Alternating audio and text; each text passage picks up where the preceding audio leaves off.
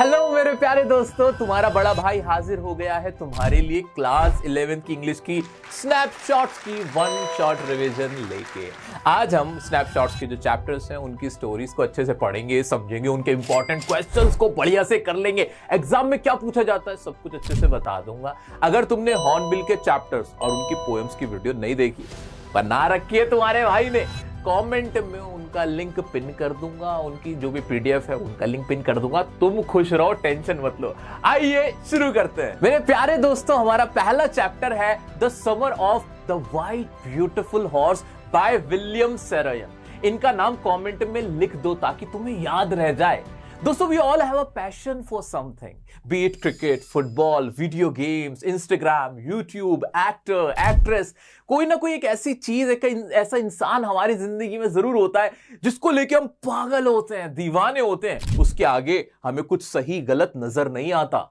हम गलत रास्ते पे भी चल देते हैं कभी कभी, बस हमें वो चीज चाहिए होती है, हम उसके पीछे दीवाने होते हैं। ऐसे ही ठीक ऐसे ही अरम और मुराद नाम के दो नए उम्र के लड़के हैं जो कि 13-14 साल की उम्र के हैं।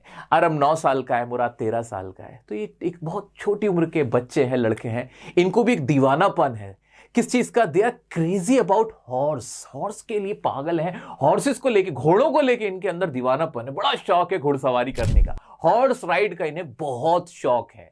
अब ये कहानी कहां की है? ये अर्मेनिया की कहानी है। अर्मेनिया नाम की कंट्री है, वहां की कहानी है। तो ये बच्चे कौन से हुए? अर्मेनियन बच्चे हैं। कौन है? अरम एंड मुराद, अर्मेनियन बॉयज। एक बार लिख दो ताकि तुम्हें याद रह जाए, अपनी कॉपी में लिख लो, ठीक है। ये कहां से आते हैं? ये गैरोग्लेनियन फैमिली से आते हैं, यानी इनकी जो किले, इनकी ट्राइब का नाम है, इनकी कम्युनिटी का नाम है, जो इनके कबीले का नाम है ना, वो गैरोग्लेनियन है। जैसे कि तुम्हारे यहाँ होता है ना, गुप्ता जी, वर्मा जी, शर्मा जी, चौधरी जी, खान, जितने भी ये सारे क्या है तुम्हारी, ये भी तो तुम्हारे ट्राइब्स हैं। ऐसे इनकी जाति जो थी वो क्या है? गैरोग्लेनियन फैमिली है। अब गैरोग्लेनियन फैमिली के बारे में एक चीज मशहूर थी कि ये सब लोग ना अपनी ऑनेस्टी के लिए फेमस थे। भाई साहब, मतलब ईमानदार होते थे। हर कोई जानता था सोसाइटी में कि इनसे ज्यादा ईमानदार कोई नहीं है। सबको पता होता था कि तुम गैरोग्लेनियन क्यों, यानी तुम तो बहुत ईमानदार होंगे। सबको बहुत ट्रस्ट होता था इन पे। अब अरम और मुराद करते क्या है? हम पढ़ने कैसे वाले सारे चैप्टर पहले देख रहे हैं हम मोटा मोटा, उसके बाद छोटा छोटा, तब मोटा मोटा मैं तुम्हें बताने जा रहा हूं। Aram and Mourad stole a white horse. ये एक हॉर्स, जो घोड़ा होता है, उसको चोरी कर लेते हैं, चुरा लेते हैं किसी का घोड़ा। हाँ, मतलब ऑनेस्ट फैमिली से है लेकिन घोड़ा चुरा लेते हैं। गरीब होते हैं, पुअर है, बहुत गरीब है, खरीद तो सकते नहीं थे घोड़े को, तो चोरी करके हॉर्स राइड कर लेते हैं। रियलाइज्ड देयर मिस्टेक, बाद में उन्हें खबर होती है, उन्हें एहसास होता है कि यार ये तो गलत काम है। फिर क्या करते हैं? रिटर्न लेटर, और बाद में वापस कर देते हैं। ये था इसका मोटा मोटा, बहुत मोटा मोटा मैंने पूरी कहानी तुम्हें बता दी है, ठीक है। अब आगे बढ़ते हैं, जो तुम्हें पता ही होना चाहिए। आओ तुम्हें अरम और मुराद से मिलवाता हूं। आओ अरम और मुराद से मिलवाता हूं। पहले मिलते हैं मुराद से। मुराद कौन है? 13 साल का लड़का है। 13 साल का ना, ऐसा कोई तुम्हारा दोस्त है, तुम्हारा कजिन है जो तुमसे ज्यादा शातिर है। तुम जितने शातिर हो ना भाई, तुमसे ज्यादा शातिर वो है। वो डरता नहीं है, कांड पहले करता है, सोचता बाद में है। और उसके साथ होता भी है, वो कर्म भी करने जाएगा ना तो कांड कर देता है। दूसरा, उसके पास हर चीज का हल होता है। Like he has got solution of everything. उसको हर चीज से हैंडल करना आता है। इंसानों को भी हैंडल कर लेता है, जानवरों को भी हैंडल कर लेता है। वो इस तरह का होता है, थोड़ा क्रेजी सा नहीं होता। ऐसा ही मुराद क्या है? क्रेजी है, बहुत थोड़ा दीवाना सा है, जुनूनी सा है। Handles the horse efficiently. वो हॉर्स क्या, वो एनिमल्स और ह्यूमंस को एफिशिएंटली हैंडल करना जानता है, और काफी एडवेंचरस है। कैसा है? एडवेंचरस। उसे मजा आता है नई नई चीजें करने में। अब तुम लगा लो, तुम कौन हो, मुराद हो या अरम? अब अरम की बात करते हैं। अरम की उम्र कितनी है? वो है 9 इयर्स का, उससे छोटा है। वो कैसा है? इमेजिनेटिव है, ऑब्जर्वेंट है और कॉशियस है। वो थोड़ा सा कम एडवेंचरस है, थोड़ा सोचता ज्यादा है, चीजों को नोटिस करता है, अपने प्रिंसिपल्स को नहीं भूलता है। तो वो कौन है? हमारा अरम। अरम सीधा साधा बच्चा, शरीफ बालक है। उसकी भी लेकिन इंटरेस्ट उसके भी पूरे हैं, उसके भी डिजायर्स हैं, लेकिन वो थोड़ा डरता है, भी छोटा भी तो है। लेकिन मुराद का मोराल हमेशा हाई रहता है। आ जाते हैं और कौन है इसके अंदर? एक अंकल खुसरो है, यानी चाचा हैं अरम एंड मुराद के। वो कैसे? वो काफी इरिटेटेड है, बहुत नकचड़े हैं, एक्सेंट्रिक, सनकी से, फायरी हैं, गुस्से में रहते हैं, इम्पेशेंट टेम्पर है उनका, विद अ मैसिव मुस्टैच, उनके बड़े काले बाल हैं बहुत सारे, और उनकी बड़ी बड़ी मूछें हैं। ये है अंकल खुसरो। ठीक है, इतना क्लियर हो गया? हाँ सर, इतना क्लियर हो गया, इतना तो हमें समझ में आ गया। अब इसकी जल्दी से ना आप हमें पूरी समरी समझा दीजिए। मेरा बच्चा, इतना सबको क्लियर है? एक बार कमेंट में लिख लो, अपनी कॉपी में लिख लो, ताकि तुम्हें ये कंठस्थ हो जाए। कंठस्थ सर, आपको तो हिंदी भी आती है। हाँ हाँ, कंठस्थ का मतलब याद करना, याद हो जाए अच्छे से। आ जाओ, चलो अब देखते हैं पूरी कहानी है क्या। आइए। Aram and Mourad are two poor boys of Armenian Garoghlanian family. ये तो हमने देख लिया था कि अरम एंड मुराद क्या है, दो गरीब बच्चे हैं एक अर्मेनिया नाम की कंट्री के गैरोग्लेनियन फैमिली के, which is known for their honesty, जो कि फेमस है अपनी ऑनेस्टी के लिए। वो परिवार आ जाते हैं, ये दोनों क्या है, कजिन्स हैं आपस में। ऑन अर्ली मॉर्निंग, एक सुबह क्या होता है, Mourad came with a white horse. Murad invited Aram for a horse ride. Horse took Aram to vineyard and threw him off and ran away. अब जब अरम की बारी आती है, वो कहता है मैं अकेले घुड़सवारी करूंगा, तो घोड़ा उसको बिठा के ले जाता है और उसे आगे जाके फेंक देता है और खुद अलग चला जाता है। तो वहीं गिरा रह जाता है और घोड़ा कहीं चला जाता है। अब मुराद आता है, मुराद ढूंढने निकलता है, वो कहता है कि मुझे ना इस वक्त तुम्हारी परवाह नहीं है, I am concerned about the horse, क्योंकि लोग जगने वाले हैं। घोड़ा इधर उधर कहीं चला गया तो क्या होगा, क्योंकि वो 1 महीना पहले उस घोड़े को एक फार्मर से चुरा कर लेके आया था। तो अगर कोई देख लेता या फार्मर को उसका घोड़ा मिल जाता तो फिर पता चल जाता कि ये चोरी मुराद ने की थी। फिर क्या होता है, वो आधे घंटे के अंदर इधर उधर ढूंढ के मुराद और अरम घोड़े को ढूंढ लेते हैं वापस से। और अब मुराद क्या करता है, Mourad got horse and hid him in deserted vineyard. अब मुराद क्या करता है, चुपचाप से जाके एक विनयर्ड के अंदर, एक तरह के बागीचा समझ लो, जहां कोई आता नहीं है, डिजर्टेड है, खाली पड़ा रहता है, वहां उसको छुपा देता है। अब आगे की कहानी, आगे क्या होता है जी। They did horse riding for 2 weeks. 2 weeks तक वो हॉर्स राइडिंग करते हैं, उसमें सीखते हैं, इंजॉय करते हैं उसको। बट एक दिन जॉन बायरो, अंकल्स फ्रेंड, अब जॉन बायरो नाम का एक आदमी आता है। कौन? जॉन बायरो नाम का एक आदमी आता है। वो क्या करता है, अब जो कि उनके जो चाचा होते हैं, अरम के चाचा का नाम क्या है, क्या नाम है उनके चाचा का, हमने अभी देखा था, अंकल खुसरो। क्या थे? अंकल खुसरो। अंकल खुसरो का जो दोस्त होता है जॉन बायरो, वो आते हैं अरम के घर पे to talk uncle Khosrove. Khosrove की स्पेलिंग एक बार सही कर लेना, खुसरो की स्पेलिंग ये है, ठीक है। हाँ, खुसरो अंकल कैसे हैं? इरिटेटेड हैं, लाउड है, हमें पता ही है, एक्सेंट्रिक है, बहुत ज्यादा फायरी है, शॉर्ट टेम्पर्ड है, उनसे मिलने आते हैं। तब जॉन बायरो क्या कहता है, Aram told Mourad about John Byro and suggested to return horse after learning riding. अब जॉन बायरो क्या होता है, वो फार्मर होता है जिसका घोड़ा मुराद ने चुराया होता है। वो आके अंकल खुसरो से कहता है कि मैंने यार $60, कितने? $60 मैंने खर्च करके घोड़ा खरीदा था और वो घोड़ा मेरा चोरी हो गया है। इस पर अंकल खुसरो जानते हो क्या बोलते हो? कहते हैं कौन सी बड़ी बात हो गई, क्या बड़ा नुकसान हो गया, घोड़ा ही तो था, हमारी तो घर जमीनें सब कुछ चली गई, हम तो तब भी यहीं बैठे हुए। वो क्योंकि वो थे ही ऐसे, हर बात पे कहते थे तो क्या बड़ी बात हो गई, कौन सा नुकसान हो गया, वो ऐसे ही चीखने लगते हैं। जिसपे तो नाराज होके जो जॉन बायरो वो चला जाता है वहां से। लेकिन ये बात कौन सुन लेता है? अरम सुन लेता है। वो ये बात मुराद को बताता है।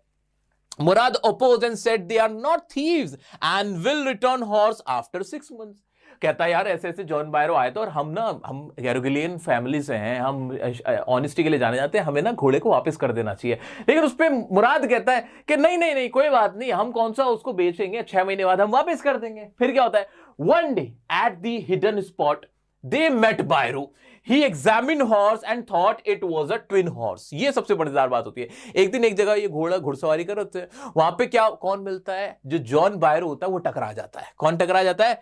जॉन बायरो टकरा जाता है और वो कहता है ये तो बिल्कुल वैसा ही घोड़ा है जिससा मेरा बिल्कुल ट्विन है, ऐसा लग रहा है उसी का जुड़वा भाई है। लेकिन क्योंकि वो गैरोग्लेनियन फैमिलीज होते हैं, वो सोच भी नहीं सकता कि ये लोग चोरी भी कर सकते हैं। ठीक है, अब क्या होता है, अब ये पकड़े गए थे, डर गए थे बहुत, लेकिन वहां जॉन बायरो ने इन पे शक किया ही नहीं था। अब यहीं से इनको रियलाइजेशन होता है, क्या करते हैं, same afternoon they return the horse quietly to Byro's vineyard. अब इन्हें एहसास हो जाता है कि यार हम बहुत एक ऐसे परिवार से आते हैं which is famous for its honesty and it is our moral duty to give John Byro's horse to him. अब ये उसको वापस देते हैं, तो उसको वापस से इसको रिटर्न कर देते हैं, चुपचाप से जाते हैं, वहां पे घोड़ा बांध के आ जाते हैं। और रास्ते में इनको कुत्ते भी सताते, कुत्ते पीछे पड़ रहे होते हैं। लेकिन जो मुराद होता है ना, he has got like he is got the solution of everything. उसके बाद हर चीज का वे आउट होता है और वो कुत्तों से भी बचा के आ जाता है। तो इस तरह से इनको पता चलता है, एहसास होता है कि जो इनके परिवार के जो वैल्यूज हैं they are very important, they are famous for their honesty. कि जॉन बायरो इनको घोड़े को देखने के बाद भी विश्वास नहीं करता कि ये घोड़ा उसी का है। इससे उन्हें एहसास होता है कि उनके परिवार की वैल्यूज कितनी बड़ी हैं, कितनी उनकी रिस्पेक्ट है सोसाइटी के अंदर, और वो उन्हें रियलाइज कराती है, चेंज कराती है कि वो घोड़ा वापस कराते हैं। ये ब्यूटीफुल सी स्टोरी है अरम एंड मुराद की। दोस्तों ये स्टोरी तो तुम्हें समझ में आ गई होगी। इससे रिलेटेड एक दो लाइन है जो एग्जाम में बहुत पूछी जाती है, जो तुम्हें याद रखनी है। एक तो अंकल खुसरो कैसे थे, ये तुम याद रख लेना है, उनका मैंने कैरेक्टर लिख दिया। दूसरा ये लाइन कि जॉन बायरो जब अपने घोड़े को देखता है तो क्या कहता है, क्या सोचता है। तो जॉन बायरो स्वॉर, यानी वो कसम खाता है। क्या कसम खाता है? That the horse was the twin of his own, कि जो घोड़ा बिल्कुल उसका ही जुड़वा भाई लग रहा है। And anyone of suspicious mind, कोई भी इंसान जो शक्की किस्म का होगा ना, could mistake it for his own, उसको बिल्कुल ऐसा लगेगा कि ये उसी का है, बिकॉज ऑफ इट्स टीथ, क्योंकि उसके दांत ऐसे हैं और वो बिल्कुल ऐसा ही नजर आता है। ये बात कौन कह रहा है? जॉन बायरो कह रहा है। एग्जाम में पूछेगा कि बताओ जॉन बायरो जब मिलता है अरम एंड मुराद से तो फिर वो क्या सोचता है, या वो कौन सा पॉइंट था जिससे जो अरम एंड मुराद है, वो टर्निंग पॉइंट क्या आता है जब वो अपना घोड़ा जो जॉन बायरो को घोड़ा होता है उसे वापस कराते हैं। तो वो ऐसे वापस कराते हैं। ये लाइन तुम्हें घोल के पी जानी है। अब कुछ इसके क्वेश्चंस देख लेते हैं जो कि तुम्हारे एग्जाम में बहुत ज्यादा पूछे जाते हैं। आइए देखते हैं। दोस्तों क्वेश्चन नंबर 1 है, I couldn't believe what I saw, what was so incredible to the speaker, who is the speaker here. यहां इस कहानी का जो नरेटर है ना वो अरम है। अरम सुना रहा है पूरी कहानी। तो यहां आई कौन है? अरम है। सीधी सी बात है। क्या इनक्रेडिबल था स्पीकर के लिए?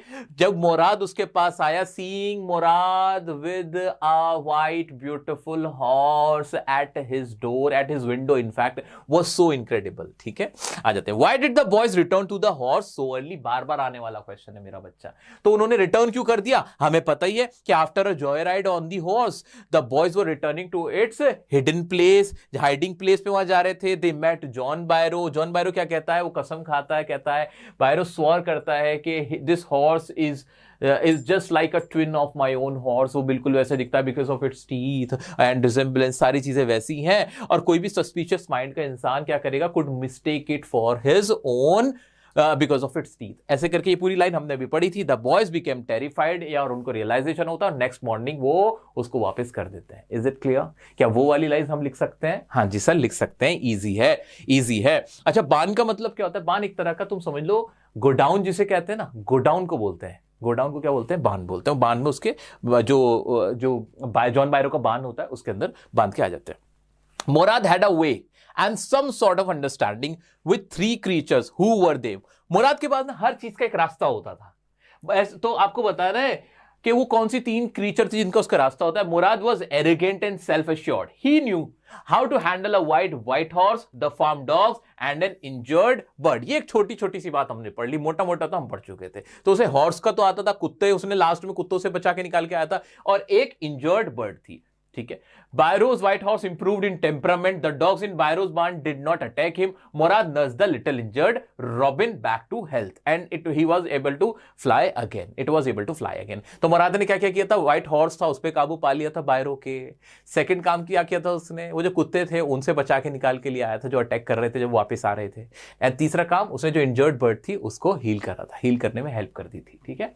अच्छा, why could अरम not believe what he saw that morning? वो क्यों नहीं बिलीव कर पा रहा था? Because Murad was having a white beautiful horse, and Aram knew that Murad was very poor and he cannot purchase, he cannot buy a horse, and that was something which is unbelievable on the part of Murad, on the part of Aram। आ जाते हैं next question. Bring out the significance of the white horse in Saroyan's story. White horse का क्या significance है? तो क्या है? Its entry emphasize the cousins contrasting personality, it adds excitement action to the story. ये जो स्टोरी में क्या डाल रही है? एक्साइटमेंट आ रहा है, एक्शन आ रहा है, थ्रिलिंग लग रही है, ब्यूटीफुल लग रही है. We kept reading to find out when and how the boys would return the horse. ठीक है, finally it is worth its rightful honour. As a result it dominates the entire story. तो white horse का क्या क्या role था पूरा उसमें बता रखा है कि स्टोरी कैसी है, क्या सिग्निफिकेंस है व्हाइट हॉर्स का. तो हमने देख लिया कि सिग्निफिकेंस क्या है, कि उसी व्हाइट हॉर्स की वजह से स्टोरी में एक्साइटमेंट आता है, उसमें क्यूरियोसिटी बढ़ती है, स्टोरी इंटरेस्टिंग बनती है. And it also serves a purpose. It also serves a purpose of teaching a lesson of honesty to everyone. Correct? हाँ, या to reader तक भी पहुंच जाएगा. ठीक है. Compare and contrast the characters of Mourad and Aram. बता देंगे मुराद कैसा था, अरम कैसा था, हमने देख रखा है. मुराद कैसा था जल्दी जल्दी कमेंट में बता दो. बिना मैं बताऊंगा नहीं, एग्जाम तुम्हारा है, मैं बता चुका हूं. तुम सोच सोच के कमेंट में आप पॉज करके लिखो कि मुराद कैसा था और अरम कैसा था. क्या मैं आगे बढ़ जाऊं? हाँ सर, आगे बढ़ जाइए. The narrator's uncle Khusro was known to be a crazy fellow. Give a few instances of his craziness. तो अंकल खुसरो कैसे थे, क्रेजी थे? कुछ इंस्टेंसेस बताओ. जॉन बायरो वाला इंस्टेंस है, when John Byro told Uncle Khusro that he has lost his horse which he purchased for $60. He says that, yeah, he said that. अगर present में लिखना चाहते हो तो he says that. पास्ट में पूरी कहानी बताना चाहते हो तो he said that. तो he said तो उन्होंने क्या किया था? It's not a harm, it's not a big harm. Don't pay attention to it. ऐसे करके बोला था, है ना? Which made John Byro annoyed. वो क्या हो गया था? Annoyed हो गया था. ये वाली बात हमने देखी थी. He was naturally enraged. He was easily irritated. और क्या हुआ था? बार्बर शॉप पे जब गए थे, his house was once on fire and his son dashed to the barber shop to deliver the bad news, but he paid no serious attention to it and wrote, "It is no harm, pay no attention to it." तो एक बार इनका घर जल गया था, तो इनका बेटा जब इन्हें बताने गया तो ये बार्बर की दुकान पे, तो उन्होंने कहा कोई बहुत बड़ी बात नहीं, कोई दिक्कत नहीं है. When John mentioned his stolen horse, he became irritated and walked out of the room. He was surely a peculiar character. ठीक है, आ जाओ जी. नेक्स्ट है, why did the boys not want to return the horse immediately? Did their wish fulfill? वो क्यों नहीं वापस करना चाहते थे? Because they had a desire of a horse ride. They had a desire of a horse ride. Next question है कि why did the boys not want to return the horse immediately? Did their wish fulfill? वो immediately उसको वापस क्यों नहीं करना चाहते थे जब जॉन बायरो की बात भी पता चल गई थी?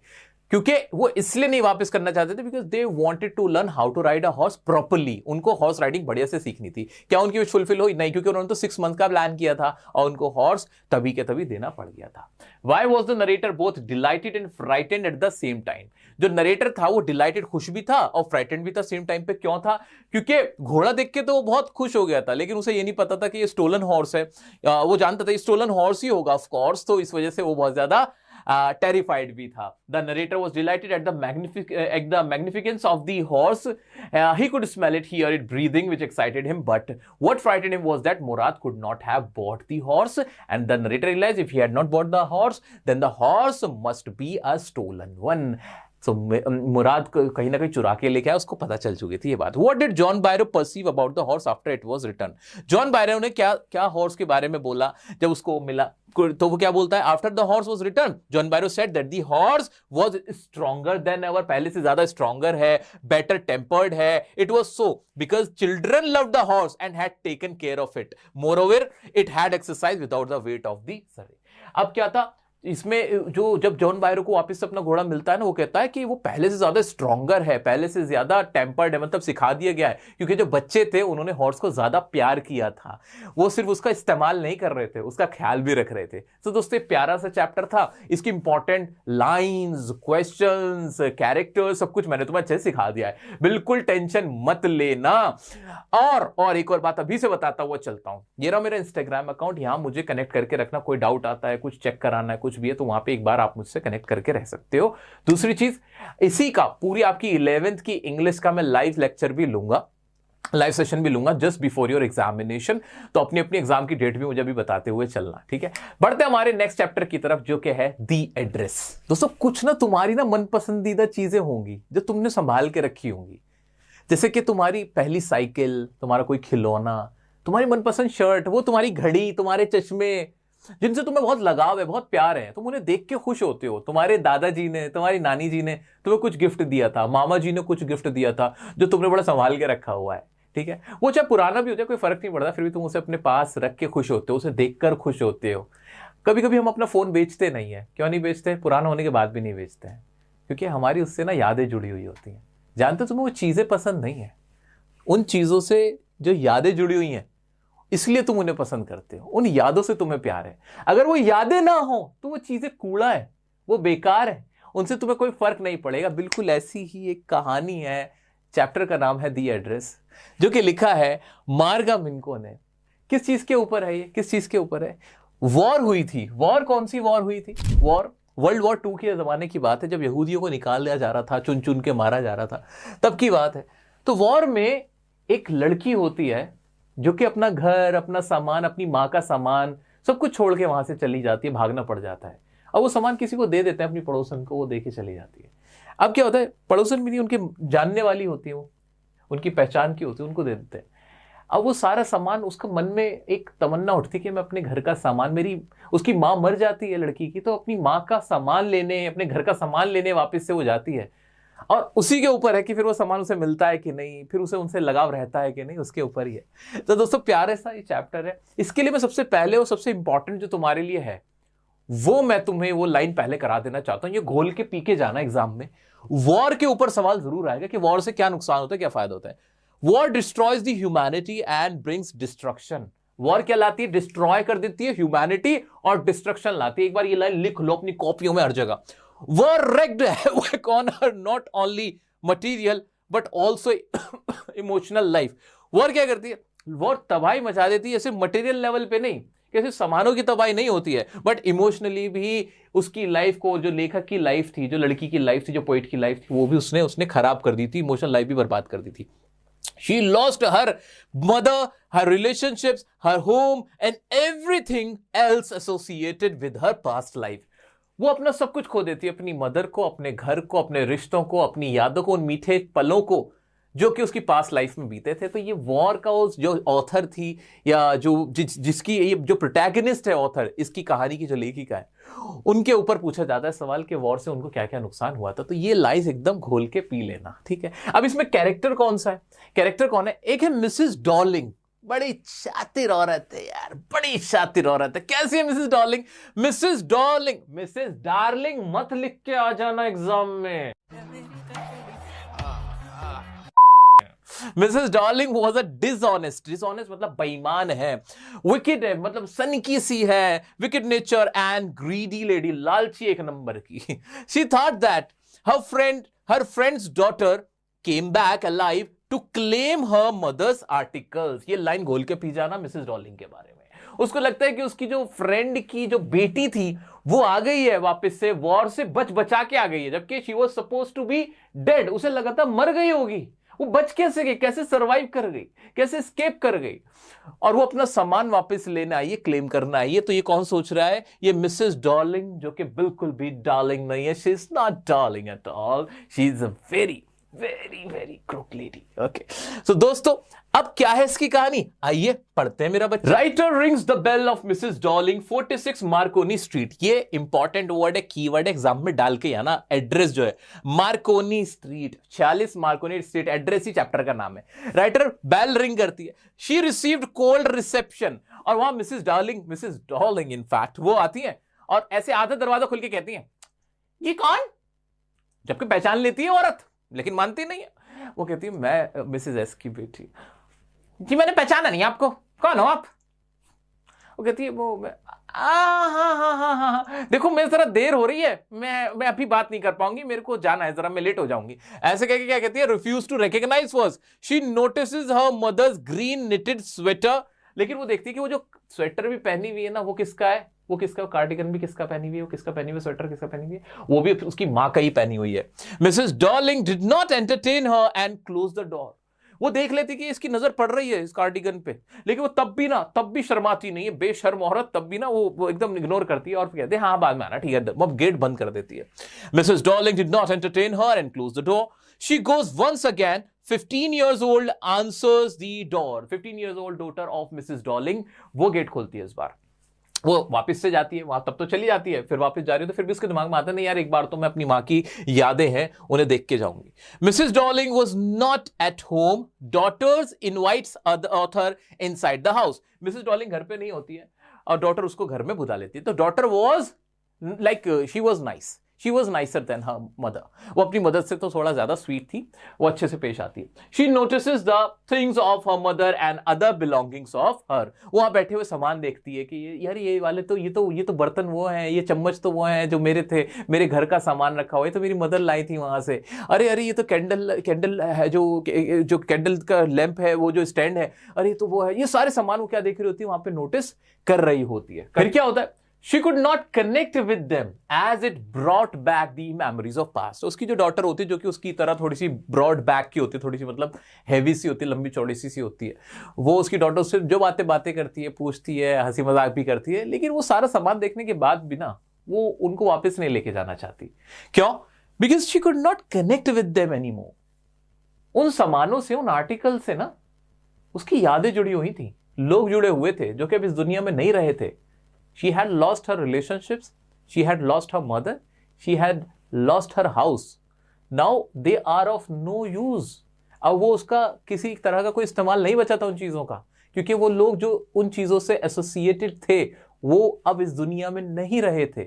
बल्कि अब उनसे क्या हो रहा था, उन सामानों को देखने के बाद उसको बहुत दुख पहुंच रहा था, उन्हें याद आ रही थी। वो जो सामान थे, द थिंग्स क्या कर रहे थे, वो bring back the memories of the past, वो पास्ट की मेमोरीज वापस लेके आ रहे थे, जिनको सोचने पर शी फील्स पेन, वो क्या महसूस करती है, she feels pen. And more over, जो सबसे इंपॉर्टेंट बात थी, एक और इंपॉर्टेंट बात, वो क्या, वो जो मिसेस डॉर्लिंग थी ना, वो लालची औरत थी। She was a selfish and greedy lady.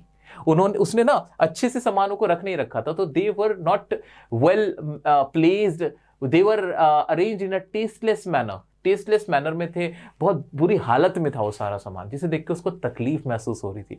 तो दोस्तों आइए अब देखते हैं इसके कुछ क्वेश्चन। स्टोरी बहुत सिंपल सी थी, अब इसके क्वेश्चन देखें, और इसको पहले मोटा मोटा देखा, अब छोटा छोटा देखते हैं। दोस्तों क्वेश्चन नंबर 1 है, describe the first visit of Mrs S daughter to the house of Mrs Dorling. जब मिसेस डॉर्लिंग के घर पे मिसेस एस की डॉटर यानी ऑथर गई थी, तो वहां पे क्या हुआ था। सो सिंपल क्या था, उसने क्या किया था, she refuse to recognise Mrs S daughter, ये वाली बात थी। हाँ, और वो क्यों कर रही थी ऐसा, बिकॉज उसको क्या लग रहा था, she has come to claim the articles of her mother, ये वाली बात थी। हाँ बिल्कुल था, उसने पहचानने से इनकार कर दिया था। ठीक है, what is the present state of life for the narrator की अभी प्रेजेंट स्टेट क्या है, वो एक, अभी पहले हमने मोटा मोटा देखा था, आप छोटा छोटा देख रहे हैं, अभी वो एक रेंटेड घर में रहती है। She has lost her house, her mother and her relationship and all the happy memories related to the past, वो सारी चीजें हम इसमें लिख ही देंगे। ठीक है, very good. What was the narrator's reaction as she found herself in front of her old household things? उसको कैसा लगा था, उसको बहुत ज्यादा बुरा फील हो रहा था, बिकॉज वो जो सारी चीजें थी, they were not arranged in a proper manner, they were arranged in a tasteless and strange environment वहां पे था, तो उसको अच्छा नहीं लग रहा था। ठीक है, who was Mrs. Darling? Why did she visit Mrs. S house frequently? Mrs. जो डॉर्लिंग थी वो कौन थी, और वो मिसेस एस के घर पे क्यों जाती थी, वो सामान लेके जाती थी, पूरा भर भर के सूटकेस वो वहां से ले लेके आती थी, सारा सामान उनका ले आती थी। तो Mrs Dorling was merely N acquaintance, जानकार थी किसकी, मिसेस एस की, जो कि ऑथर की मदर थी। Mrs S belong to a wealthy Jewish family and all her possessions were beautiful and of great value, ये इंपॉर्टेंट लाइन थी। तो मिसेस डॉर्लिंग उसके घर जाती थी क्योंकि वो नॉन जूइश थी। मिसेस एस कौन थी, जूइश थी, और बहुत अमीर परिवार से थी, तो वो उसकी जो बिलोंगिंग्स थी, जो पोजीशंस थे, जो बहुत इंपॉर्टेंट महंगी महंगी खूबसूरत चीजें थी, वो वहां से लेके आ जाती थी। The Second World War broke out and the Jews were persecuted everywhere. और जो Jews थे उन पे सबने अत्याचार करना शुरू कर दिया था सेकेंड वर्ल्ड वॉर के अंदर। The Germans were in control. Jews had to leave their homes and possessions behind to save their lives. In this background, Mrs. Darling revived her acquaintance with Mrs. S and carried away suitcases and sackfuls of precious things. Simple से लिखेंगे कि जब second world war हुआ था, तो जो Mrs Darling थी वो क्या करती थी, she got all the possessions of या all beautiful या precious possessions of Mrs. S to her house, अपने घर पे ले आई थी, और जो कि बहुत ज्यादा जो like and those were of great values, जो कि क्या थे, बहुत महंगे थे, great values के थे, वो अपने यहाँ ले आई थी। ठीक है, comment on the title of Margaret story, the address. Title क्या है, बहुत प्यारा टाइटल है, 46 मार्कोनी स्ट्रीट है, एंड वो क्या करता है, रेजोनेट करता है with the theme of the story. और अब इस एड्रेस को जो ऑथर है वो क्या करना चाहती है, she wants to forget the address. क्यों? क्योंकि it reminds her the past memories of और past memories of her which are very painful, जो कि बहुत पेनफुल है, जो कि वो याद नहीं करना चाहती. She wants to move on, वो मूव ऑन करना चाहती है. Okay, why did the narrator of the story want to forget the address? Same ही क्वेश्चन आ गया, वो फॉरगेट क्यों करना चाहती है? वही सेम आंसर होगा. The narrator is a young girl, a victim है वो वॉर की. The war had left her a desolate soul, but the narrator appears to be a very optimistic sort of girl. After paying a tributary visit to see her long serving household article, she decided to forget everything about her past, even the address, as she wanted to start a new. वो दोबारा से main line तो इसकी एक यही थी, as she started, she wanted to start a new life, या she wanted to start a new journey, ऐसे करके हम लिख सकते हैं. Everything associated with her past was no longer valuable to her. अब उसके लिए वो valuable नहीं बचा था. Why did the old positions of the narrator lose their value? जो पुराने जो position, किसके position, ये word किस लिए यूज हो रहा है? चीजों के लिए. अब उसके लिए उसकी वैल्यू क्यों नहीं रही थी? बिकॉज वो हमने लाइन पहले भी पढ़ी थी, क्यों नहीं रही थी? बिकॉज अब वो क्या थे, एक तो वो टेस्टलेस मैनर में थे, प्रॉपर मैनर में नहीं थे, और दूसरा वो उसको पास की मेमोरीज की याद दिलाते थे, जिससे उसको बहुत ज्यादा दुख होता था. ठीक है. What were the narrator's feelings initially about the things that had been left with Mrs. Darling? Mrs. Darling के पास जो चीजें थी, तो नरेटर का उसको लेके शुरुआत में क्या रुझान था, क्या सोचना था? वो एंशियस थी, वो उनको क्लेम नहीं करना चाहती थी, क्योंकि उसको उसके पास की मेमोरीज याद आती. ठीक है. The address is a story of human predicament that follows war. अब इसमें ही बताना है कि वॉर का क्या कहते हैं नुकसान होता है इंसान पे या नरेटर पे, क्या क्या पहुंचा. वो मैंने 3-4 लाइन तुम्हें कराई हैं, वो जरूर कर लेना. ठीक है, इतना तुम कर लोगे. अब इसमें एक इंपॉर्टेंट चीज है जो मैं तुम्हें चाहता हूं तुम्हें याद रखनी है मेरा बच्चा. वो क्या है जी? वो क्या है जी? वो मैंने तुम्हारे लिए लिख दिया है कि वो कौन कौन से सामान थे, वो कौन कौन से सामान थे जो नरेटर ने वहां पे देखे, नोटिस किए मिसेस डॉर्लिंग के घर पे. क्या क्या थे वो? सिल्वर कटलरी था, प्यूटर प्लेट्स थी, white tea pot with a gold border था, a burning marked wooden table cloth था. ये याद रख के जाना, ये याद रख के जाना. बस ये आइटम थी, एक बार कमेंट में लिख देना. ये लाइन हमने पहले भी रिपीट करी, दोबारा लिख दी थी मैंने एक बार. They were arranged in a tasteless manner. ये सामान कैसा था? ये सामान कैसा था? ये टेस्टलेस मैनर में था, बुरी तरीके से वहां पे रखा हुआ था. Moreover items were linked to relationships that no longer existed. और जितने भी आइटम्स थे वो रिलेशनशिप से लिंक्ड थे, जो कि अब इस दुनिया में नहीं रहे थे. उसकी मदर की याद आती थी, उसको अपने रिश्तेदारों की याद आती थी, फ्रेंड्स की याद आती थी, जो वहां पे अब थे ही नहीं. अब उसका घर ही खत्म हो चुका था. तो ये पूरा चैप्टर हमने बहुत अच्छे से समझा कर, मुझे पूरी उम्मीद और भरोसा और विश्वास है कि मेरे सभी साथियों ने बड़े प्यार से इसको समझा है, इसको महसूस किया, और ये सारी लाइंस उन्हें समझ में आ गई हैं. बढ़ते हैं नेक्स्ट चैप्टर की तरफ. सच सच बताना, जब तुम घर में घुसते हो सबसे पहले तुम अपनी मम्मी को ढूंढते हो ना? मम्मी कहाँ हो? अरे मम्मी. कुछ काम ना भी हो तो भी मम्मी को आवाज लगती है, आंखें आंखें ढूंढती हैं कि मां कहाँ है, मां कहाँ है. घर में चाहे 10,000 लोग मौजूद हो, लेकिन जो मम्मी की वैल्यू है ना, उसकी कोई कंपैरिजन ही नहीं है. पर होता क्या है, क्या कभी हम मम्मी का ख्याल रखते हैं? कभी हम सोचते हैं कि यार हमारी मम्मी इतना कुछ करती हैं, उन्हें भी तो आराम चाहिए, उन्हें भी तो छुट्टी चाहिए, उनकी भी तो एक लाइफ है. और पापा तो बस चाय बना दो, 2 कप चाय बना दो, 4 कप चाय बना दो, 2 रोटी ला दो, पानी पिला दो, बस यही लगे रहते हैं, ऑर्डर देते रहते हैं हर वक्त. ऑर्डर, मेरी शर्ट प्रेस करी कि नहीं, अरे लाओ मेरे लिए जरा खाना लगा दो, मैं लेट हो रहा हूं ऑफिस के लिए, मैं काम के लिए लेट हो रहा हूं. बस इसी में लगे रहते हैं पापा भी. वो भी भूल गए कि वो उनकी पत्नी है. भाई साथ में बैठ के बात करो, चाय वाय पियो साथ में. यही कहानी है, ये एक तरह का प्ले है, बहुत प्यारा सा जेबी प्रिस्ली का लिखा हुआ मदर्स डे, कि भाई माँ का भी एक दिन होना चाहिए. क्या कहानी, कैसी कहानी, आइए बता देता हूं. इसमें 2 औरतें हैं, एक है मिसेस पियर्सन, एक है मिसेस फिट्जगिल्ड. ठीक है, अब दोनों को मैं समझा देता हूं कौन कैसा है.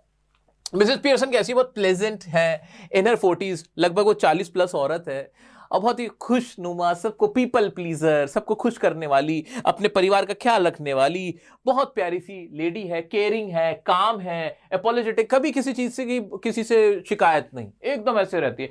सबमिसिव है, दबती है, सबसे दबती रहती है, बस सबके काम करती रहती है, अपने बच्चों के भी, अपने चिल्ड्रन के भी, और अपने हस्बैंड के भी. And there is Mrs Fitzgerald. Mrs Fitzgerald बिल्कुल अलग है. मिसेस फिट्जगिल्ड कैसी है? वो कॉन्फिडेंट लेडी है, वो थोड़ी उम्रदार है, उम्रदार औरत है, बहुत बोल्ड है, एग्रेसिव है, live life on her own terms. वो अपनी शर्तों पे अपनी जिंदगी गुजारती है. Loves smoking and drinking. भाई वो ड्रिंक भी करती है, स्मोक भी करती है. एंड फॉर्चून टेलर, और उन्होंने वो फ्यूचर भी बताती है, किस्मत भी बताती है, और उन्होंने जादू भी सीख रखा है. उनके पति गए थे किसी काम की वजह से बाहर, उस दौरान उन्होंने जादू भी सीख लिया था. ठीक है, ये सारी चीजें इंपॉर्टेंट है मिसेस पियर्सन और फिट्जगिल्ड के बारे में, तो पता होनी चाहिए. एक बार कमेंट में, अपनी कॉपी में ये लिख लो, ये इनका कैरेक्टर स्केच है जो कि बड़ा इंपॉर्टेंट है. अब क्या है इस चैप्टर में? मेजर इश्यूज बताए सोसाइटी के. एग्जाम में सवाल भी आएगा। ये 4-5 लाइन मेरा बच्चा क्या पढ़ेगा? नहीं, हाँ पढ़ेंगे ना, आ जाओ जी आ जाओ। 4-5 पॉइंट है जो तुम्हें याद रखने हैं, जिसकी वजह से चैप्टर बनना है। क्या? Home makers treated poorly.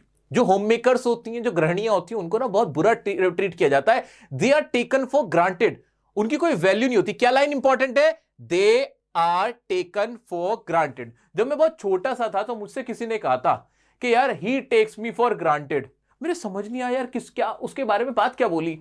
मैं बहुत देर तक सोचता रहा, फिर बाद में मुझे पता चला टेकन फॉर ग्रांटेड का मतलब होता है कि जब जी चाहा, जैसा जी चाहा वैसा बिहेव करा। तुम्हारा मन अच्छा नहीं है, कोई बात नहीं, तो बात नहीं की। तुम्हारा मन अच्छा है तो तुम मुझसे बड़े प्यार से बात करो। तो मतलब अपने हिसाब से लोगों के साथ पेश आना, ऐसे लोगों से भाई दूर रहना है, ठीक है। तो होम मेकर्स क्या होते हैं? होम मेकर्स को ना टेकन फॉर ग्रांटेड लेता है हर कोई, ठीक है। दे do not gate the respect, उनको रिस्पेक्ट नहीं मिलती। उनको क्या नहीं मिलती? रिस्पेक्ट नहीं मिलती है। Children take them for granted, उनके बच्चे भी उनको ऐसे ही टेकन फॉर ग्रांटेड लेते हैं। They turn into a machine, वो एक मशीन बन गई होती है। Family members don't have time for each other, और दूसरा क्या, वो आपस में भी फैमिली मेंबर्स का एक दूसरे के साथ लिए वक्त नहीं होता। अब इसमें होता क्या है, अब मैं पूरा चैप्टर मेरे बच्चा तुम लोगों को पढ़ा देता हूं कि इसके अंदर पूरी कहानी क्या है। बहुत प्यारी सी कहानी, आइए देखते हैं। बहुत प्यारी सी कहानी, मजेदार सी कहानी, प्ले है ये पूरा, आ जाइए। मिसेस फिट्जगेराल्ड जो कि एक फॉर्च्यून टेलर है, and Mrs Pearson are two friends. ये दोनों क्या है? दो दोस्त हैं, नेबर है, ठीक है। मिसेस पी का मतलब पियर्सन है। Mrs Pearson told Mrs Fitzgerald how her family members take her for granted. वो उनसे शेयर करती मिसेस पियर्सन के यार मेरे को तो कोई समझता ही नहीं है, बस हर कोई अपने काम कराता रहता है मुझसे। Mrs Fitzgerald proposes a plan to switch bodies. वो कहती हैं मेरे पास एक प्लान है, हम क्यों ना अपनी आत्माएं बदल लें, अपने शरीर बदल लें। They switch the bodies through magic and change their personalities. वो एक मंत्र पढ़ते हैं, स्पेल करते हैं, और फिर क्या, अपनी जो पर्सनालिटीज है वो एक दूसरे से चेंज कर लेते हैं। Mrs Fitzgerald went to Mrs Pearson house. अब मिसेस फिट्जगेराल्ड मिसेस पियर्सन के घर पे पहुंच जाती है, पर्सनालिटी चेंज हो गई, बॉडी चेंज हो गई। Her daughter Doris Pearson asked for tea and ironing her yellow silk. उनकी बेटी जो कि डोरिस होती है, डोरिस क्या कहती है कि मम्मा मेरी जो येलो ड्रेस है इसको प्रेस कर दो ना, और चाय कहाँ है मम्मा, अभी तक चाय भी नहीं बनाई। अब वो जब ऐसा बोलते तो मिसेस पियर्सन क्या करती है, जो कि असल में मिसेस फिट्जगेराल्ड है, अब वाज स्मोकिंग। अब वो देखती है उसकी माँ स्मोकिंग करे, अरे मेरी माँ तो कभी भी नहीं सिगरेट पीती थी। That shock Doris and arguments begin. उससे डोरिस जो होती है उनकी बेटी, मिसेस पियर्सन की बेटी, वो शॉक्ड हो जाती है, माँ को क्या हुआ है। अब उसे क्या पता कि उसकी माँ नहीं, ये तो मिसेस फिट्जगेराल्ड है। अब फिर क्या होता है आगे, Mrs Pearson insults Charlie Spence, Doris friend. वो जो चार्ली स्पेंस होता है, जो कि डोरी का बॉयफ्रेंड होता है, उसकी भी क्या कहते हैं, उसका भी मॉक करते हैं, उसका भी मजाक उड़ाते हैं, जिससे वो रोती हुई वहां से चली जाती है। अब क्या बारी आती है साइरिल की, जो कि डोरिस का ब्रदर है, इनका बेटा है। Enters asking for tea and food and got annoyed.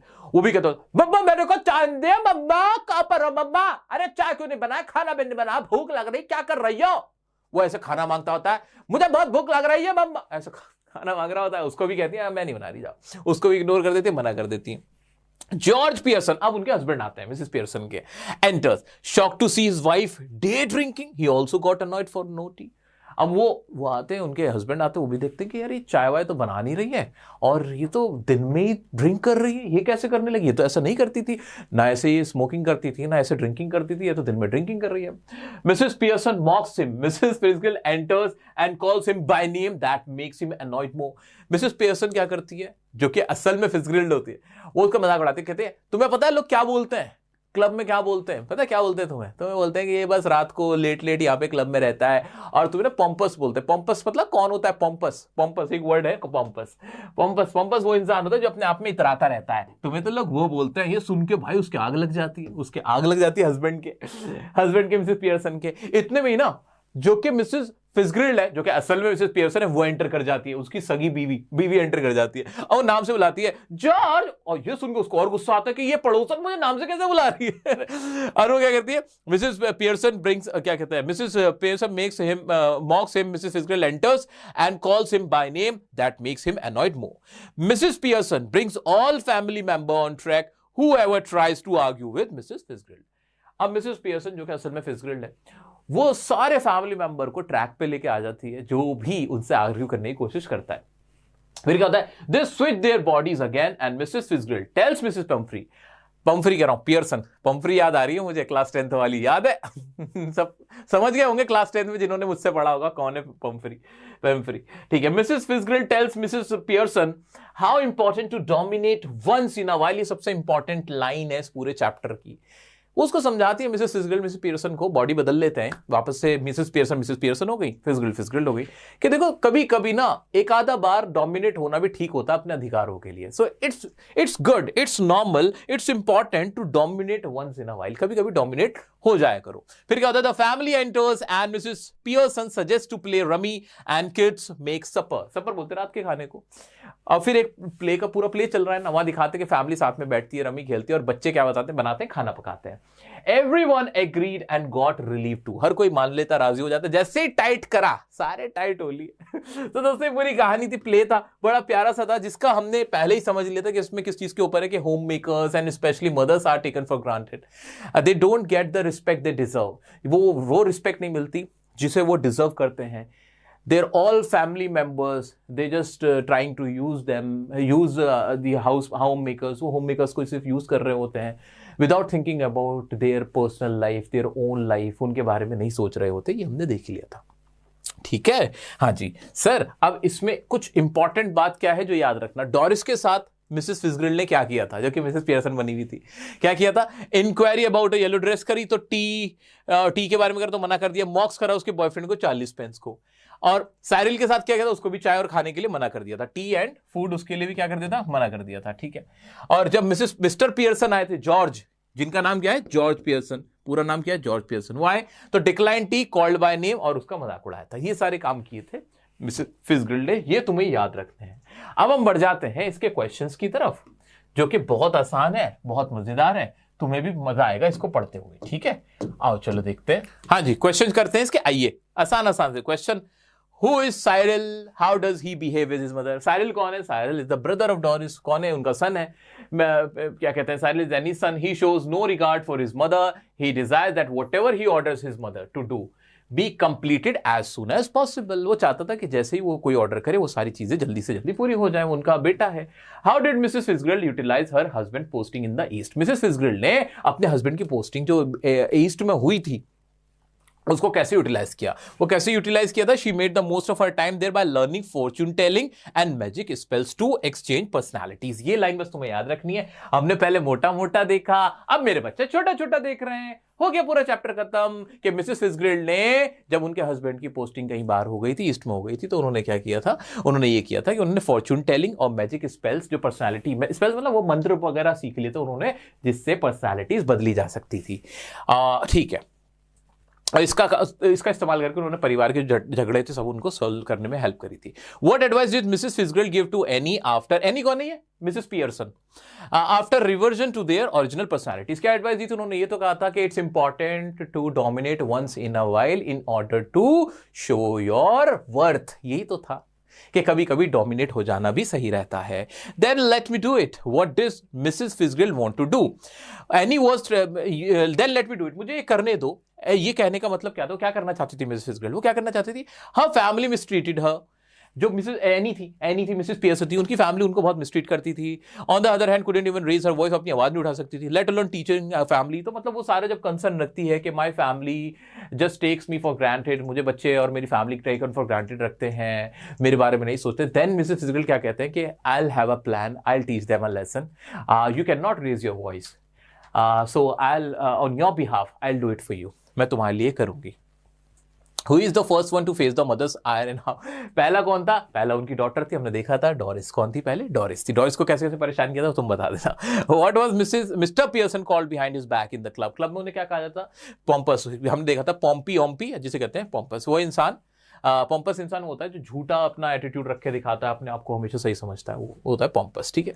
How did Mrs फिजग्रिल and Mrs Pearson exchange bodies? कैसे उन्होंने एक्सचेंज की थी? उन्होंने एक स्पेल पढ़ा था जो कि उसने जादू सीखा हुआ था। किसने? मिसेस फिजग्रिल ने। और उन्होंने एक स्पेल पढ़ा था और जिससे पढ़ने के बाद, मैजिक स्पेल को पढ़ने के बाद, मैजिक स्पेल मतलब मैजिक मंत्र जो पढ़ने के बाद उन्होंने अपनी एक दूसरे की पर्सनैलिटीज एक्सचेंज कर ली थी। ठीक है, हाँ जी। उन्होंने होल्डिंग हैंड, थोड़ी सी और डिटेलिंग ले लेते हैं। Holding hands they chanted a spell after muttering the spell their muscles relaxed as if they were dead, उनके मसल्स रिलैक्स हो गए जैसे कि वो खत्म हो गए हों। Then within a few minutes they came back to life with the others personality. ये छोटी छोटी सी बात हमने देख ली कि उनकी जो मसल्स थे वो डेड हो गए थे, रिलैक्स हो गए थे, और उसके बाद they came back to the life. How did the family spend the night, family ने कैसे स्पेंड करी नाइट? रमी खेलते हुए की थी। Where children were suppose to make the supper, वो सपर बनाने का काम किसका था? बच्चों का था, रमी खेलने का, और साथ में उन्होंने एक अच्छा टाइम बिताया।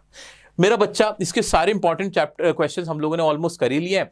अब मुझे लगता है कि इसमें तुम्हें भी कुछ ज्यादा बचा नहीं है, आराम से कर लोगे। बहुत आसानी से कैरेक्टर स्केच पूछ रहा है मिस्टर पियर्सन के फिजगल के, क्या बता नहीं सकता मेरा बच्चा? हाँ सर बता सकते हैं यार, इतना आसान है, पियर्सन कैसी थी, फिजगल कैसी थी, यही बताना है। बता दोगे, बहुत अच्छा बता दोगे। अब बढ़ते हैं हमारे नेक्स्ट चैप्टर की तरफ। मुझे पूरी उम्मीद है कि तुम अब सारी चीजें कवर करते हुए चल रहे हो। अपने और भी जो भी तुम्हारे स्कूल के अंदर क्वेश्चन कराए, अब तुम वो भी देखने बैठोगे तो वो भी तुम्हें बेटर वे में समझ में आ जाएंगे, कॉन्फिडेंस बूस्ट होगा। बढ़ेंगे हमारे नेक्स्ट चैप्टर की तरफ। दोस्तों ये कहानी है जन्म की कहानी, बर्थ की कहानी, कि एक माँ जब अपने बच्चे को जन्म देती है तो कैसे अपनी जान पे खेल के वो एक बच्चे को जन्म देती है। माँ का सेक्रीफाइस कोई नहीं महसूस कर सकता, उससे ऊपर कुछ नहीं होता है।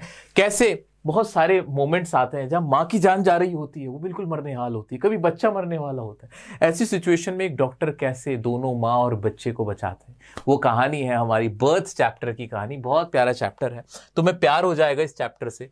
आओ इसको देखते हैं, इसको महसूस करते हैं। Andrew had a fight with his lover Christine. Andrew जो कि एक डॉक्टर है, वो थोड़ा सा उसका मूड खराब ही था। ही वॉज डेविस्टेटेड, क्योंकि उसका अपनी जो उसकी गर्लफ्रेंड थी, प्रेमिका थी, उसके साथ उसका झगड़ा था। तो वो उसको सोच के, उसकी लड़ाई को सोच के बहुत ज्यादा उदास था। उस मोमेंट पे क्या होता है रात के टाइम, ही फाइंड्स जो मॉर्गन। जो मॉर्गन क्या करता है, आउटसाइड हिज हाउस, वो देखता है कि वो उसका इंतजार कर रहा है, उसको बुलाने आया है। कि कौन? जो मॉर्गन कौन है? जो मॉर्गन कौन है? Outside his house midnight. जो मॉर्गन कौन है? कि एक व्यक्ति है जो कि अपनी बीवी Joe and Susan expecting a child need his help, जिसकी बीवी एक एक्सपेक्ट कर रही है, एक बच्चे एक्सपेक्ट कर रही है, मतलब उसकी डिलीवरी होने वाली है। वो उसको लेने आता है। वो थोड़ा सा झिझकता भी है कि नहीं वो, लेकिन वो कहता है नहीं आप कर लोगे, आ जाओ। He went house, saw that there is some time left, her mother offer T.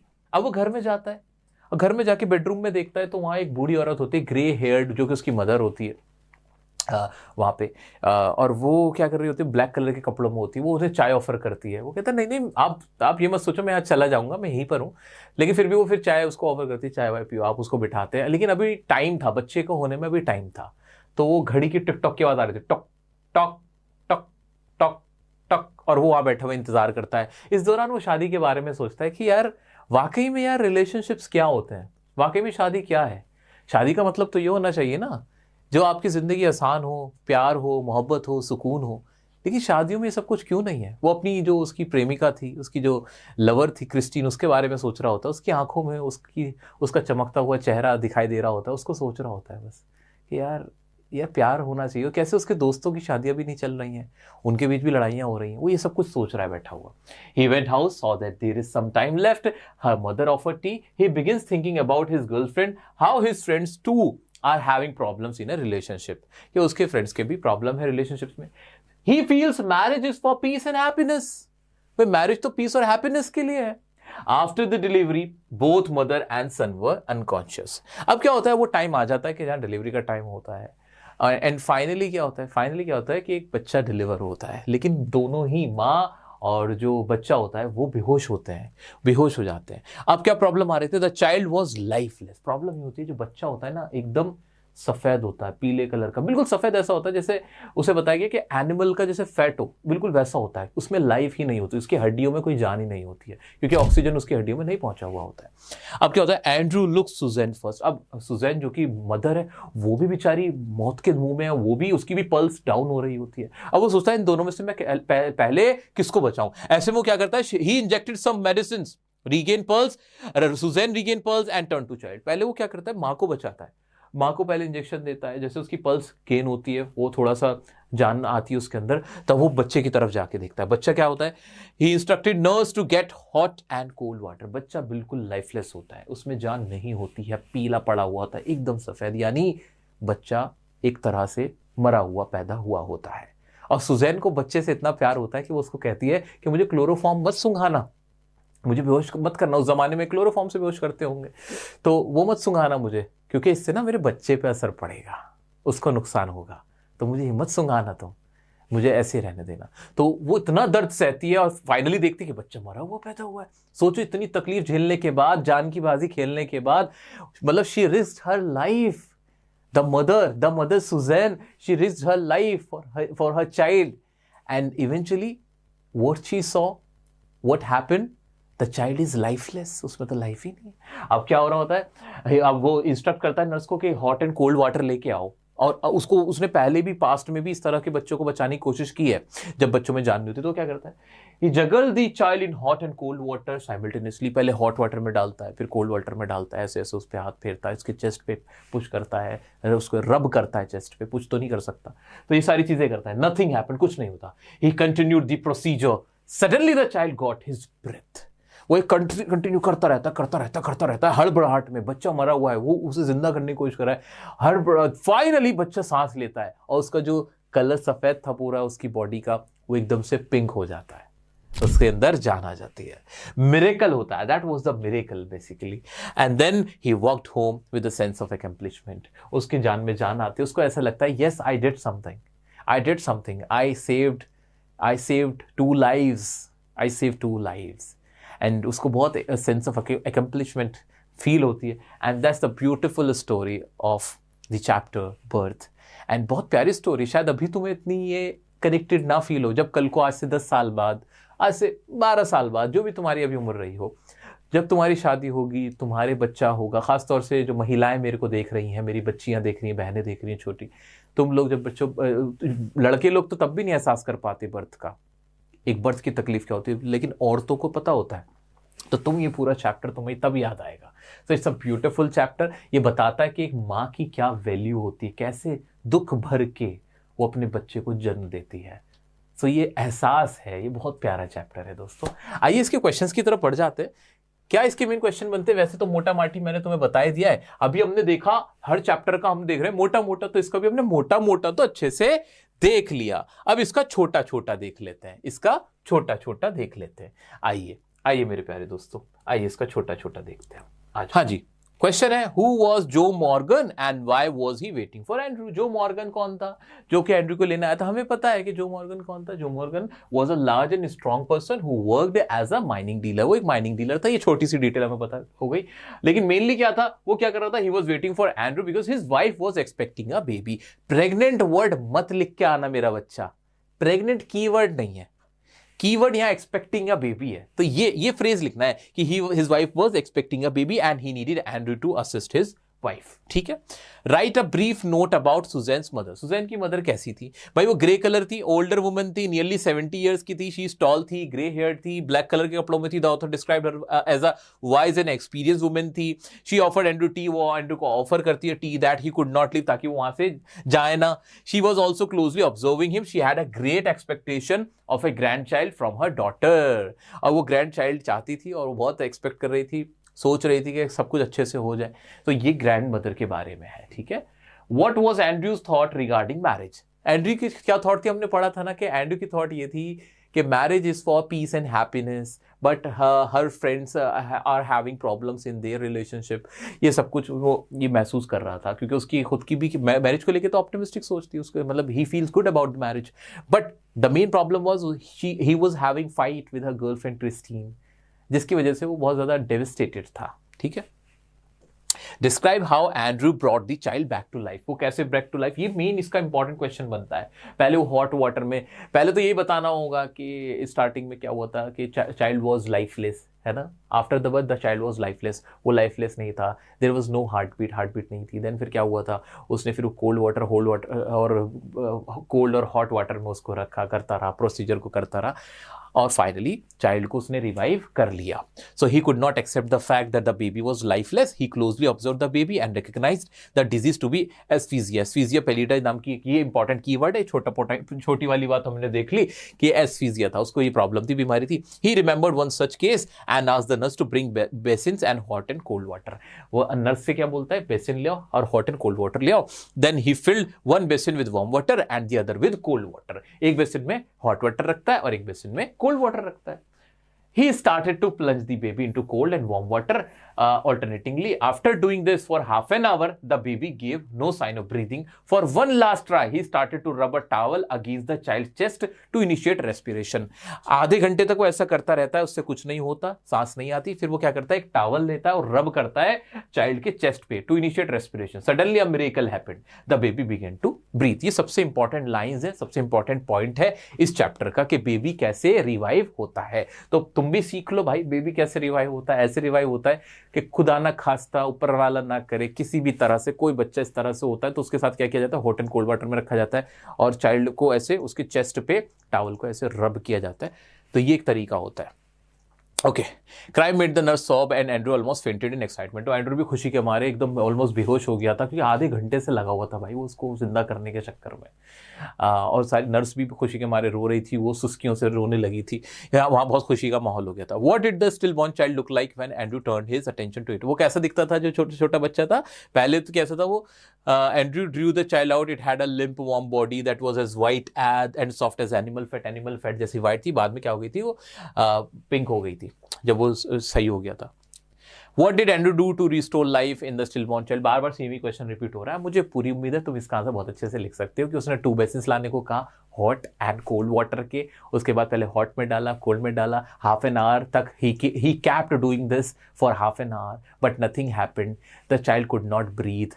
After that, one last time, what he did, he rubbed a towel on the chest of the newborn, and the miracle happened. The child got the life and he started breathing. That made nurse Rob and almost fainted Andrew in excitement. क्या ये answer मेरे सभी बच्चे लिख सकते हैं? मुझे पूरी उम्मीद और विश्वास है कि अब तो तुम्हें भी मेरे साथ ये लाइंस याद हो गई होंगी. एक बार लिख के देखना मेरे जान, तुम एक बार लिख के देखोगे ना मेरे चंदो, मेरी चांदनी, तो तुम्हें बहुत कॉन्फिडेंस आएगा. एक बार ऐसे रफ में लिख लो, चाहे यार एग्जाम में चाहे 2 घंटे बचे, 1 घंटा बचे, ऐसे नहीं, ऐसे रफ में लिखो ताकि माइंड में पॉइंट लिख लो. चाहे ये इंपॉर्टेंट है, ये इसका रस है.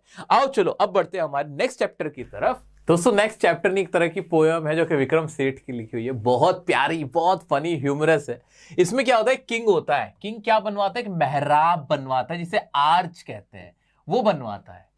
और वो उसका ना साइज बनने का ना छोटा हो जाता है. मेहराब का साइज ना छोटा बनता है, जिसमें से किंग जा रहा होता है और उसका ताज उसमें टकराता है और ताज गिर जाता है. यहां से असली कहानी शुरू होती है. तो एक बेवकूफ किंग है तरीके से देखा जाए, उसकी कहानी है. आओ जल्दी से पहले इसको समझ लेते हैं. The story begins with a just and placid king who orders the construction of a triumphal arch to edify his people. लोगों को उपदेश देने के लिए, दिखाने के लिए मैं कितना अच्छा हूं, कितना इंसाफ परस्त हूं, न्याय संगत हूं, ये दिखाने के लिए वो एक आर्च बनवाता है.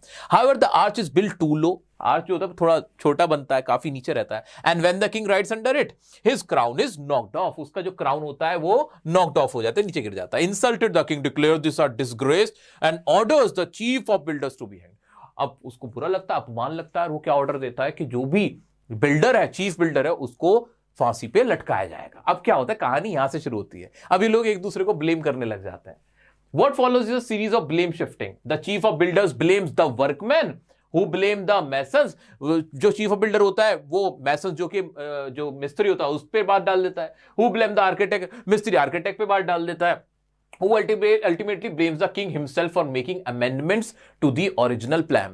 और घूम फिर के बात क्या आती है कि जो प्लान में दिक्कत करी थी वो राजा ने की थी, तो राजा पे ही सारी बात आ जाती है कि उसने चेंज करा था प्लान को. Confused and pressurized by the crowd, the king seeks the advice of the wisest man in the kingdom, who decrees that the arch itself should be hanged as it was the culprit. अब वो एक बुद्धिमान की राय लेता है और वो कहता है कि राजा होता है बुद्धिमान आदमी की राय लेता है और कहता है अब क्या करना चाहिए, ये तो बात मेरे ऊपर आ रही है. तो वो कहता है कि जो आर्च है ना, जो आर्च है, आर्च को हम क्या मानेंगे, कल्प्रिट मानेंगे और आर्च को ही हैंग कर देंगे. उसमें क्या होता है, when the people protest this absurdity the king decides that someone must be hang to satisfy the public desire for hanging.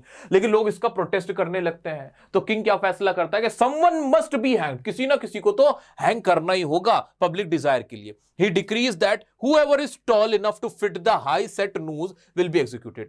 वो कहता है कि भाई जो भी जो फांसी के फंदे पे जो साइज का आएगा, जिसके साइज का वो पूरा फंदा बना हुआ है, उसको हम लटका देंगे. As it turns out, only the king is tall enough. वहां पे कोई इतना लंबा ही नहीं था कि जो फांसी के फंदे पे जाता और उसके वो आता गर्दन में. किंग से ज्यादा लंबा कोई नहीं था, वही सबसे लंबा था वहां पे. He is hanged by his own decree. अब वो अपने आदेश के हिसाब से खुद ही फांसी पे लटक जाता है. According to custom, the next person to pass the city gate chooses the new king.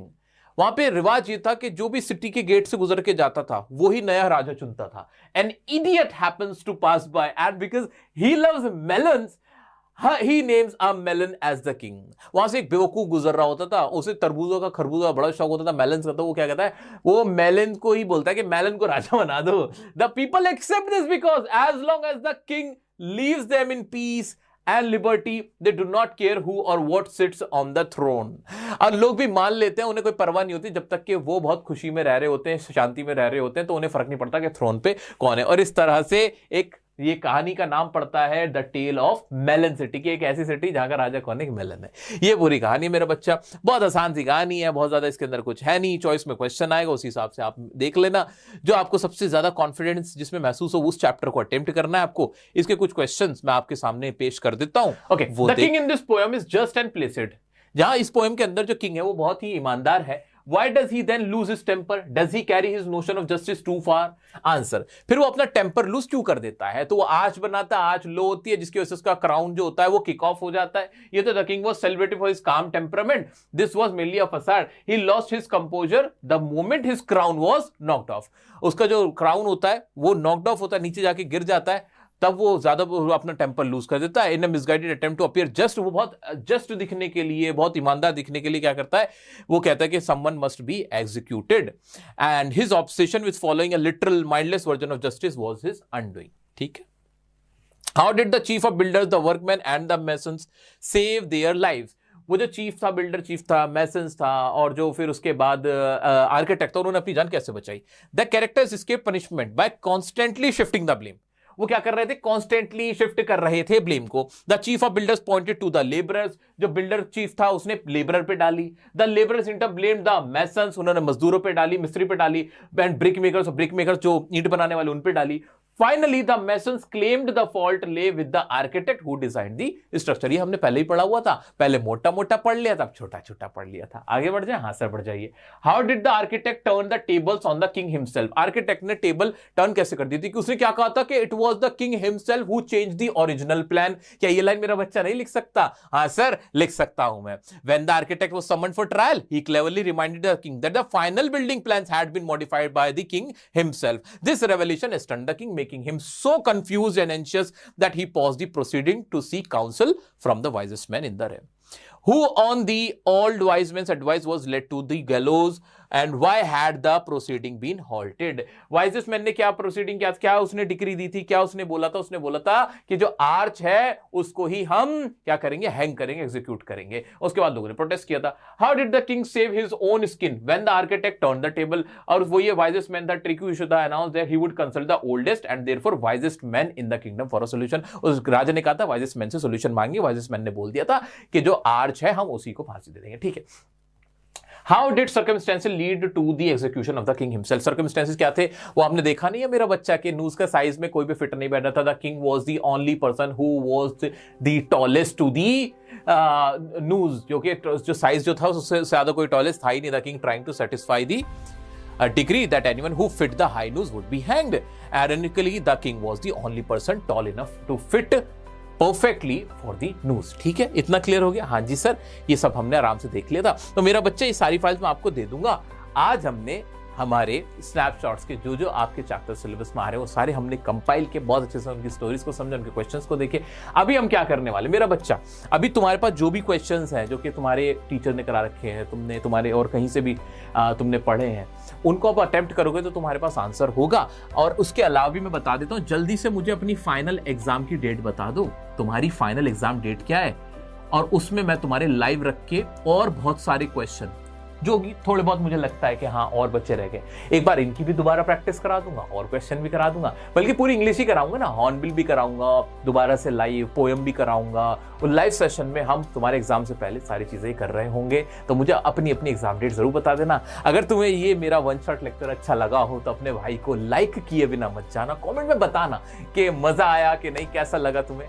And ये सारी पीडीएफ तुम्हें मिल जाएंगी, सब प्रैक्टिस के लिए भी तुम्हें मिल जाएगी। Thank you so much for your love, thank you so much for your time, wishing you good luck for examination. तुम मेरे चैंपियन हो, धूम मचा के आओगे। मिलते हैं 12th क्लास में एडवांस में ही तुम्हें 12th क्लास की बधाइयां दे देता हूं। मिठाई खिलाने आ जाना मुझे, बढ़िया सी कोई बालूशाही पसंद है मुझे, देसी घी वाली, वो मुझे तुम खिलाने जरूर आना अपनी 11th क्लास में टॉप करके। Okay, thank you so much, bye bye, take care.